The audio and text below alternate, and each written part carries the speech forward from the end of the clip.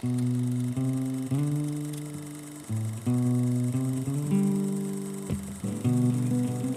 pues empezamos la segunda parte de este podcast. Y bueno, la primera preguntilla, yo creo que iría directo al grano. Como los dos venís de Venezuela, nos habíamos planteado el hecho de que como la gente no suele conocer mucho de la realidad venezolana, por lo menos aquí en España, explicarnos un poco qué es, a grandes rasgos, o qué ha significado la figura de Chávez y de Maduro en la historia de Venezuela, porque se oye mucho aquí en España y Maduro, Chávez, ¿no? Como dos nombres súper conocidos, pero yo creo que no se conoce realmente cuál es la historia o cuál es el impacto social que ha habido por detrás. Bien, pues bueno, en ese caso, bueno, empiezo si te parece. Sí, sí.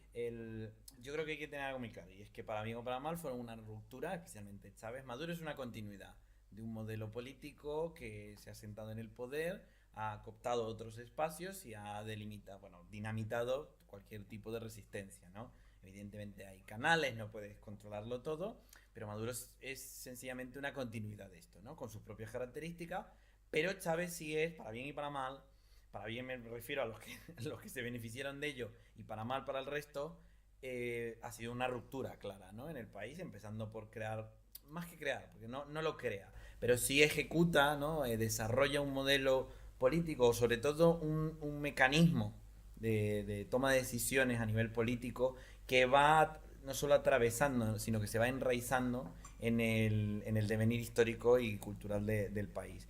Lo digo en este sentido porque recordemos que tenemos ya más de 25 años con esta orientación política y con un modelo que inicia en el 99, que hereda gran parte de los vicios que venía ya la democracia anterior, desde el 58 hasta el 99, por poner una fecha de lo que se denomina Cuarta República y de lo que precisamente Chávez planteaba como un corte, ¿no? De, bueno, antes estaba esto, ahora viene otra cosa, y el por qué a través de esa ruptura que él hace vemos una Venezuela que con todo y problemas podía ir en una dirección más positiva, ir en una dirección donde el aprovechamiento de recursos, la transparencia de las instituciones, sobre todo la diversificación del poder, de la toma de decisiones y de la real división del poder, se esfuma completamente, y ya desde el 99 con la constituyente que hacen inmediatamente, y luego ya en 2002 con nuevas reformas, etcétera, a partir de ese momento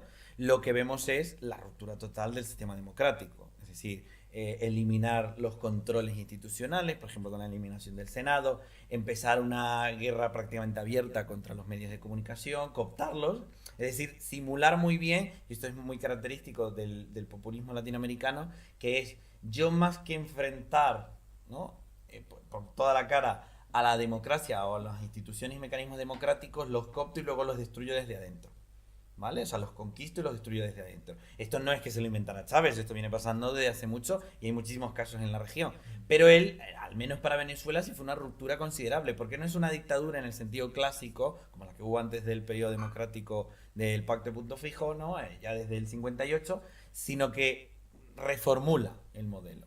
Entonces, claro, ¿cuál ha sido el impacto? Pues por un lado, el cambiar de un modelo supuestamente institucional o que mínimamente mantenía unas formas a un modelo que pasa de un populismo muy claro a un autoritarismo evidente. O sea, la mayoría de la gente, y con esto termino para que nos des tus insights también, la mayoría de la gente piensa que es Maduro el que terminó destrozando el legado de Chávez. No, el legado de Chávez es esto.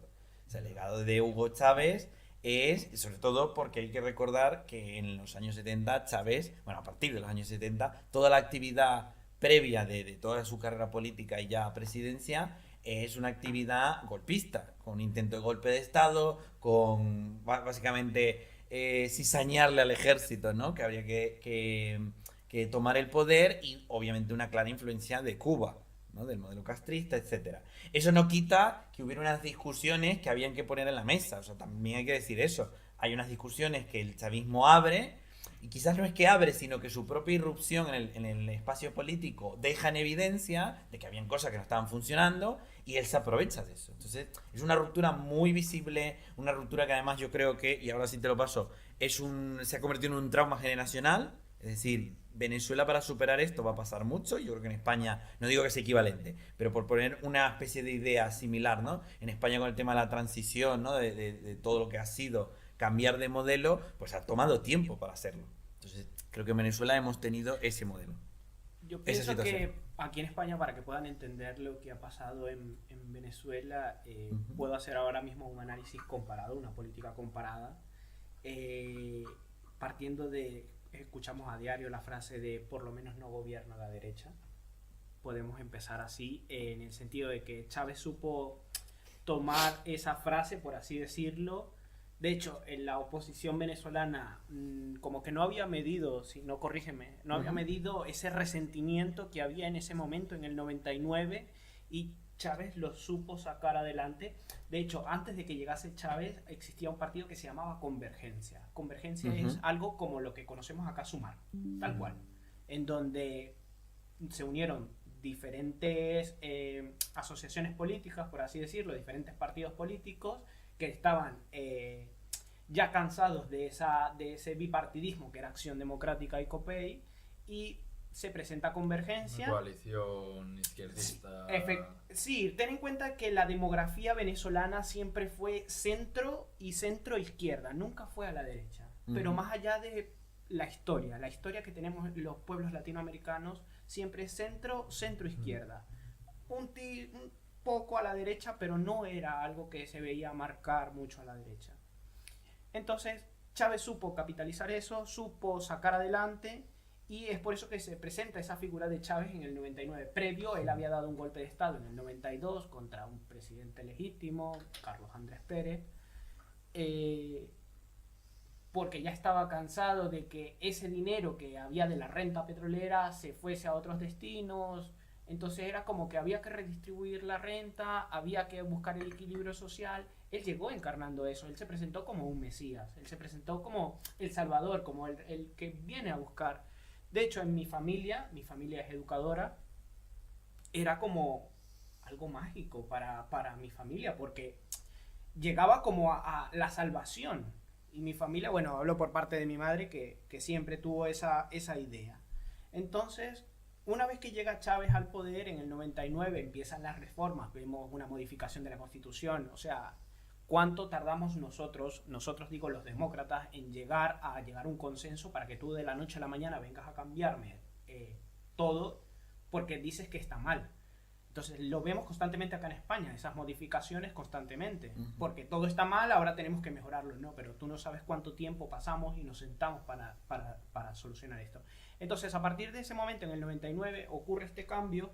Luego nos presentamos en el 2001, que vienen generando más cambios, y ya empieza el problema de la división en la familia. Yo creo que lo crucial fue eso, en donde ya hay fracción en la familia, en donde yo soy el pueblo y tú eres tú eres el majunche, tú eres el escuálido, tú eres el oligarca. Entonces, a partir de ese momento ya se va creando esa fracción, ese movimiento, y va desencadenando. Luego, en el 2006, si mal no recuerdo, viene otra reforma. La Constitución no te bastó con la que hiciste en el 99, quieres hacer otra reforma completa. El pueblo como que recapacita y dice, no, ya está bien con la reforma que hiciste. Y luego, en el 2007, como no se pudo hacer esa reforma, vienen reformas puntuales en la Constitución, que para mí fue el momento crítico. En donde viene el referéndum de la reelección indefinida. Yo pienso que un político no puede estar más de 5 años en un puesto. Ya viene un cambio, necesitamos un cambio. Para bien o para mal, necesitamos que venga otra cara.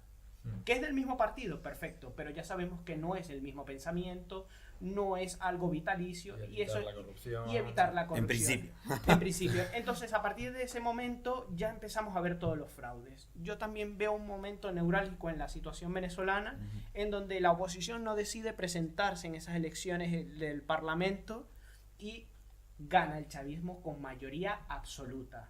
Ni siquiera mayoría simple, mayoría absoluta. Al darle esa mayoría absoluta, ellos pudieron capitalizar también los cambios en lo que es el Tribunal Supremo, la Contraloría, el Consejo Nacional Electoral, todos los poderes del Estado pudieron hacer esa reforma porque es igual como funciona acá en España, los 3/5 necesitan los 3/5, pues el chavismo lo tenía. Imagínate, no necesitaba negociar con la oposición. Entonces a partir de ese momento es donde ya se empieza a tomar auge el chavismo y empieza a tener ese poder, porque yo pienso que en el 2007 al 2013 es el poder amplio del chavismo, a pesar de que antes iban, pero ahí empiezan ya a consolidar, ya tengo el tribunal, ya tengo la Contraloría, Sí, o sea, ya tengo la todo lo conquista del Estado. ya estoy tranquilo, ya no tengo nadie que me pueda hacer un contrapeso a mí. Cuando la jugada fue que el destino de la vida no contaba con que Chávez se muriese. Sí, también yo creo que, o sea, por ponerle un poco la categoría, ¿no? A Venezuela siempre la han categorizado, ¿no? Está en la onda de Levinsky y todos estos autores de régimen híbrido, ¿no? De como que mantiene mecanismos institucionales democráticos, de toma de decisiones democráticas, asambleas locales, etcétera, pero que luego pues tiene algunas derivas autoritarias. Yo creo que aquí, en esta categoría, precisamente pensando en esta categoría, también hay que reflexionar en qué entendemos por democracia, que haya elecciones solamente. Es decir, si un solo partido controla todos los poderes y que además reforma la Constitución, porque en el 99 no solo agrega un poder público más, que es el poder moral y ciudadano, sino que quita el control, como he dicho antes, que es fundamental, el del Senado. Ya no tienes una Cámara que ratifique y revise lo que hace la primera. Entonces, si controlas la primera, la del Congreso, controlas todo. Luego, además, hay un punto clave en la línea de las fechas que ha dicho Lorenzo, que es entre el 2006 y 2010 con dos planes, bueno, una serie de planes de Estado, perdón, planes de gobierno que se intentan plantear como agenda de Estado, en donde el gobierno, con mucho más peso, ¿no? Porque ya habían hecho varias reformas para ello, constituye no solo un control del aparato estatal, sino quién lo controla. Por eso es muy, muy clave. No solo que lo controle, sino quién y para qué. Y ahí entra todo lo que es el Plan Bolívar 2000 y los Plan de la Patria 1 y 2. La publicidad es, piensa en grande en el país, pero luego por debajo hay mucha cosa, ¿no? Suena bonito, pero no lo es.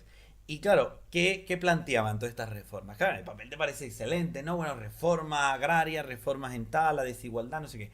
Pero el fundamento era una redistribución de los cargos y responsabilidades públicas, específicamente y aquí un poco pensando en su propia lógica marxista. Es decir, si tú controlas los medios de producción, controlas la estructura. Entonces, claro, ¿cuál era el punto? Yo voy a controlar esto, pero además yo tengo que controlar a quien lo controle. Es decir, porque si yo creo poderes alternos al mío, centralizado en el Poder Ejecutivo, pues pierdo peso.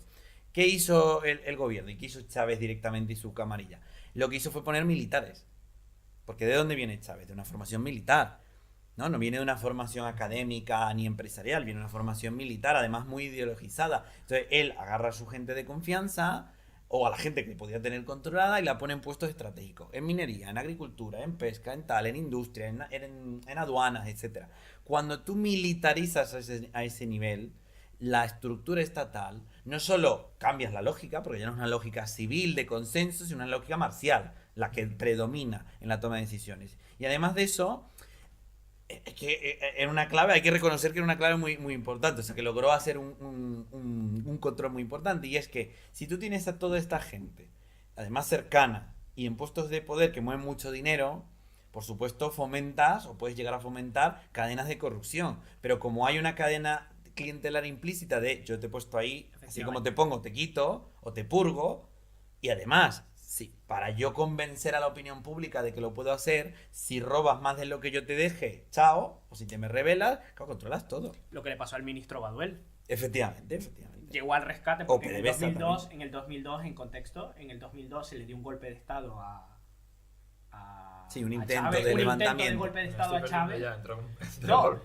Sí, en el 2002 se le dio un intento de golpe de estado a Chávez y hay un general que es compadre de él, que lo busca en La Orchila. La Orchila es una base militar y lo restituye a él, lo trae a Chávez de La Orchila, lo trae al Palacio de Miraflores y lo restituye. Y ya luego, pasado 8 años, el ministro se rebeló a Chávez y lo envió directamente a prisión.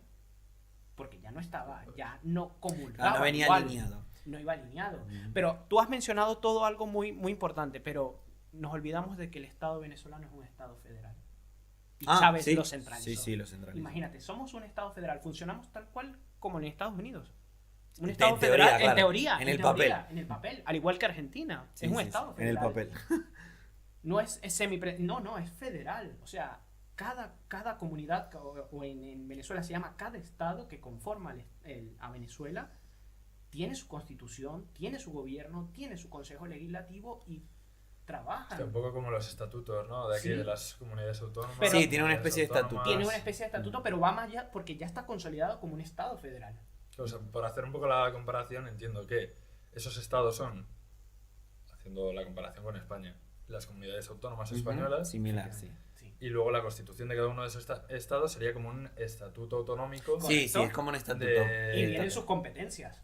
Efectivamente. Y entonces lo que hace Chávez cuando llega es coger esos estatutos, entre comillas, se A la los basura ventila todo. y crea uno nacional. Efectivamente. Claro, a ver, primero los coopta, que eso es parte de lo que, Ni de lo que siquiera, hace. ni siquiera es que los eliminan, no, siguen estando ahí. Lo que pasa es que. Claro, como ya que centralizado. Eso me Lo, recuerda- lo, ¿sabes lo a qué me archivo y recuerda? listo, pero no es que los elimina, siguen estando. Me recuerda a la dictadura franquista. Bueno, es que al Hasta final... cierto punto de eso de centralizar el poder, que Claro. los estados no tengan capacidad administrativa propia. Es ubicar el poder y enlazar el poder a manos de una persona. Y ya a partir de ahí, pues, Sí. extender, ¿no? Lo que es ampliar el brazo, ¿no? Es Y- que Igual. ese es el librito, por eso digo, igual no se inventó nada nuevo, ¿no? Eso es como el libro del manual de dictador. Es decir, es una fórmula, tú centralizas el poder. Porque, ojo, todo Estado, o sea, el Estado en sí mismo es la centralización del poder. Es una estructura que centraliza el poder. Y que surge precisamente contra la descentralización. Bueno, Juan, ahí yo discrepo porque yo creo que un dictador realiza infraestructura, inversiones en infraestructura. Esto es un narcoestado. No, claro. Yo creo que esto Pero- no es una dictadura, esto es un narcoestado. Claro, claro, no, no. Yo diría más, yo Un- diría un que es dic- una tiranía Mira, directamente. Las estructuras que están ahora en Venezuela son de la época de dictadura, se llama Marcos Pérez Jiménez, pero las mayores infraestructuras de mayor envergadura que hay en Venezuela se deben a esa época. Ujú. Eso no lo voy a negar. De hecho, la mejor inversión que ha tenido en Venezuela, de hecho, el bolívar valía más que el dólar en la época de Sí, Pérez. brevemente, fue un sueño breve, pero duró. Valía más que el dólar, imagínense. Lo Podemos mencionamos. equipararlo como el euro, por así decirlo. No, Pero- aunque sí te digo una cosa, el tema, porque ahí está, ¿no? El debate siempre del término de dictadura. Y dictadura, evidentemente, sobre todo en el pensamiento clásico y Claro. tal, era esta idea de responder a situaciones de urgencia con poderes excepcionales. Claro, lo que pasa aquí es que, digamos, si partimos de la idea de dictadura, ¿no? Como este centralismo de poder, y sobre todo porque el Estado responde a esa lógica, luego lo que deriva en este populismo es a un autoritarismo basado en más que en el desorden, porque claro, esta es la contradicción, ¿no? Sí. No puedes ser autoritario y centralizarlo si tienes un desorden. Es una paradoja. Es una paradoja. Entonces por Pero eso existe. entra... No, pero luego entra lo que tú has dicho. Una orientación a un narcoestado por toda la vinculación con el crimen organizado, una deriva a la caquistocracia, ¿no? Que es un término que sale mucho de meme, pero lo que intenta explicar es el gobierno de los peores. Es decir, el gobierno, a diferencia de la tecnocracia o la oligarquía o la aristocracia, pues tienes la caquistocracia del gobierno de la gente que no sabe, no puede y no quiere, ¿no? El gobierno de los peores. Y entonces ya entramos en la parte un poco, digamos, más literaria, la tiranía, de decir, es que aquí hacen lo que quieren. Porque, ¿cuál ha sido la deriva? Que hacen lo que quieren. Efectivamente.